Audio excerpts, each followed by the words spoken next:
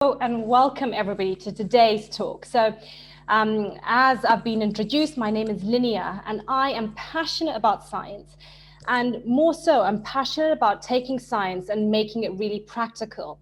So that's what I'm hoping I'm going to do with you today. Now I've got 15 minutes and I've got a lot to say, and there's so many questions around nutrition and diabetes. But what I thought our menu could be for this evening is to just cover some blood glucose control basics, look at carbohydrates, because those are the foods like bread and pasta and chapati and sweet potato and yam and things like that. Those are the foods that affect our blood glucose. And then, because I'm all about being practical, I've come up with 3 carbo rules. So 3 rules that I feel would be fundamental for you to get right if you're going to be looking at managing your blood sugar levels optimally. So just a little bit of science, because as I said, that's my background and that's what I'm passionate about. And this is a very, very simple graph, just basically showing you about blood glucose control. I don't know how much you know about blood sugar control, but in simplistic terms, you have a range where you need to try and keep your blood sugar levels in. If you go below a certain range, that's not necessarily good, because you get something we call hypoglycemia. Now that might feel like you kind of get shaky, you feel hungry, you feel a little bit dizzy, etc. Or you can go above a range, which again is also not very good. Now, interestingly, I was talking to an uncle who has type 2 diabetes yesterday, and I hope that he's watching because I sent him the link. And he said to me, you know, Linia, the funny thing is that I can't really tell the difference when my blood sugar levels, if I measure them, are high with how I feel. And that's the key with diabetes, is some people are very sensitive to kind of very low levels and very high levels. But sometimes people don't really feel a difference. But the key is if your blood sugar levels go really low and really high, really low, really high too much, that has a negative impact on your long-term risk of developing a lot of diseases that are linked with diabetes. And that's why sometimes diabetes is called the silent killer. So whilst you might not necessarily feel different, it's so important that you keep your blood sugar levels within these ranges. Now, nutritionally speaking, you can do that by looking at your carbohydrates. And I'm going to talk a little bit more about that. But particularly what I'm going to be talking about is getting you to understand the fundamental principles linked with carbohydrates. So the type of carbohydrates, what I'm talking about when I talk about carbohydrates, and then actually how much of them you should be eating. So those are the key questions that I'm hoping to answer today. So again, some more science. But I want to go through this because the more you understand the basics of it, the more it starts becoming applicable to food. Okay, so what are carbohydrates? That's the question that I want to answer by this slide. So carbohydrates are basically a food group, and within carbohydrates, you have different types. And basically the different types are sugar molecules bound together with varying degrees. So for example, you have fiber, which is one type of carbohydrate.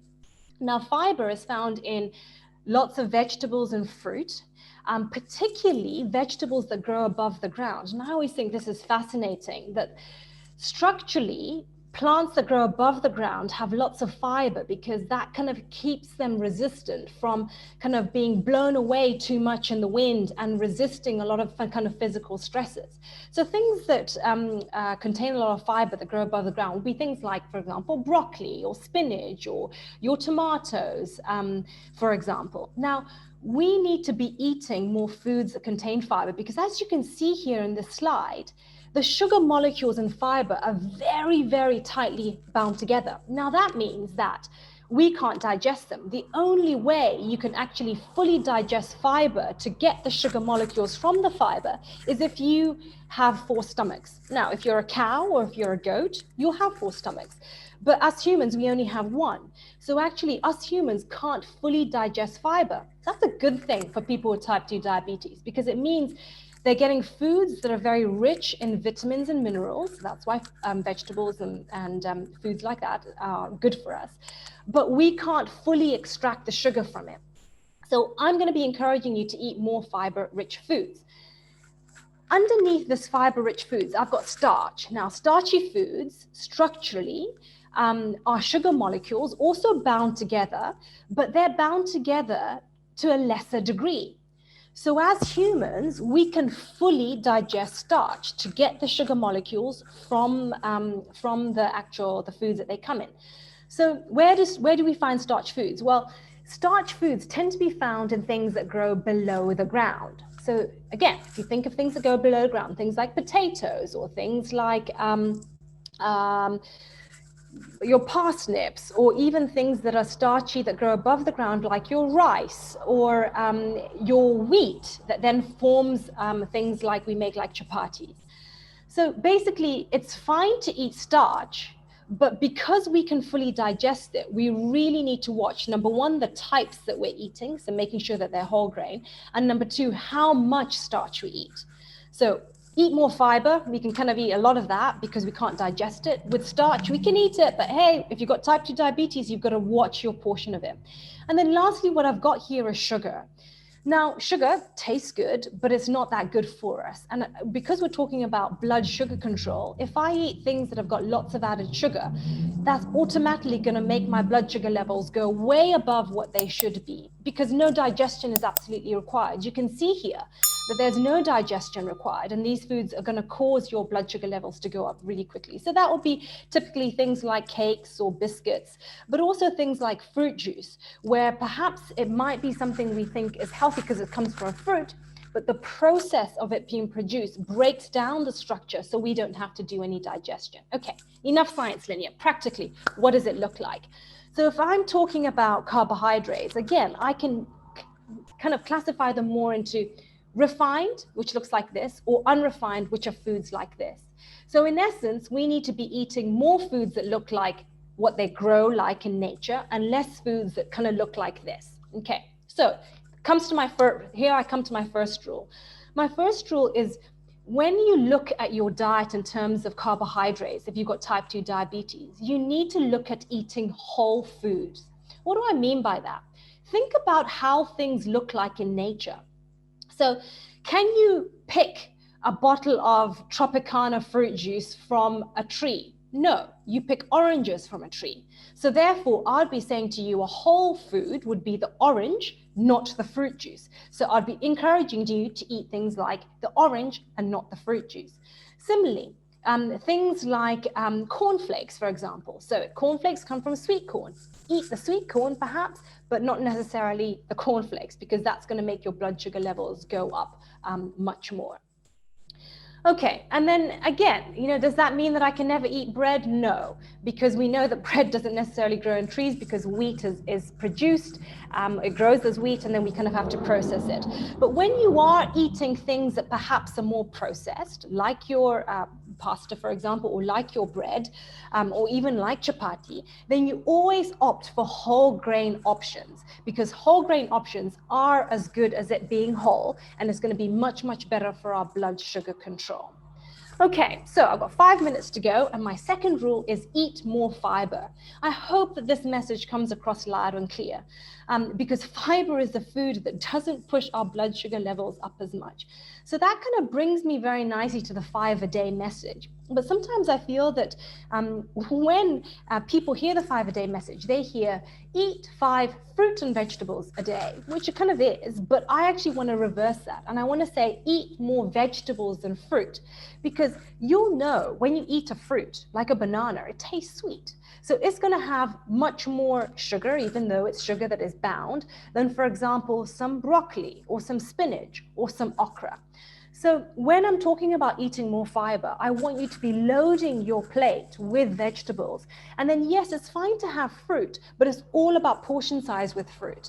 Okay, so again, there's lower sugar fruit and there's higher sugar fruit. Now, I'm from sunny Zambia originally, and all the tropical fruit that I love, bananas, mangoes, pineapples, are from Zambia, but sadly, are from tropical areas. Sadly, those are the fruit that contain more sugar. So when we're talking about type 2 diabetes, we need to be eating more things like berries, all types of berries, or perhaps citrus fruit and apples. rather than reaching out for things like bananas or tropical fruit. And fruit juice is an absolute no, I'm afraid, because it is very much refined sugar, which pushes your blood sugar levels right up. So I wanted to make this session as practical as possible, and would have been lovely to do a cooking demonstration, but I can't do that. But what I've shown you here on my slide is examples of meals that I make, of how I use every opportunity, whether it's a snack or whether it's a meal, to add in some sort of fiber, some sort of vegetable. So you can see here, when I make scrambled eggs, what can I add? I add tomatoes, mushrooms, courgette, because it just means I'm getting more fiber. It fills me up for longer. It feels like a more filling meal, but it's better for me. Or even rather than having, if I'm having toast, for example, rather than having jam on it, which will come with more sugar, add a whole piece of fruit on it. And look at my meal over here, colorful and full of fruit and vegetables. So I'll challenge you to try and make your plates look like that. And then my last rule is about portion size, so important. So, you know, for some people, eating very low starchy carbohydrates or not eating any kind of starchy carbohydrates works for them. But for some people, absolutely not. I love my carbohydrates. So it's really about making sure that you're eating the right portion. So what does that look like for somebody with type 2 diabetes? This is what a balanced plate looks like. Take a note, take a photo, because half of your plate should be filled with vegetables. A quarter of your plate should be filled with protein. Now you're going to have to get me back for another presentation so I can talk about protein, because I'm not talking about that in this presentation. And then a quarter of the plate needs to be filled with starch. Okay, so if you are having rice, it needs to be a quarter of the plate, not half the plate. And a really helpful thing that I always find practical is use your hand. The amount of rice or potatoes or fufu you should be eating should be the size of your palm and the thickness of your palm. If you perhaps have a big plate, and a quarter of that makes it a bit bigger. Okay.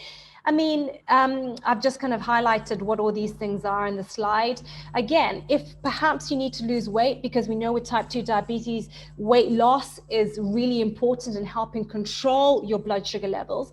Perhaps then what you could do for some of the meals, particularly your evening meal, is replace your starchy carbohydrates, so your grains, your rice, or your chapati, or your nshima, whatever it is that you're having, with more vegetables. So your plate is 3/4 vegetables and then a little bit of protein, which could perhaps be lentils or fish or meat or something like that. Now I'm aware that not everyone eats meat or fish, so perhaps if you are a vegetarian or a vegan, your plate could look a little bit different.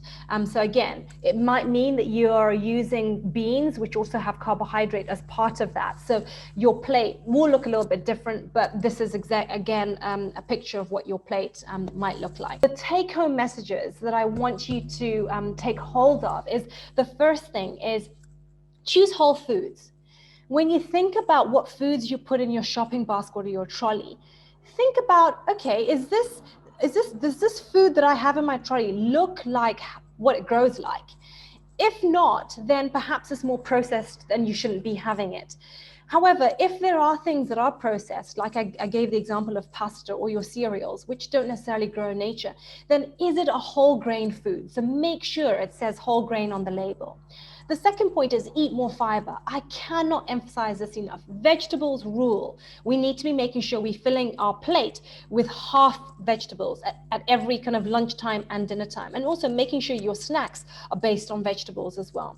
And then the third thing is it's not all about kind of banding starch and not eating things like bread, but it's all about portion control. So remember that visual that I gave you with your plate. Half vegetables, a quarter, size of your hand, protein. So things like your chicken, your beans, or your egg. And then a quarter grains or starchy carbohydrate or potatoes. And that's it.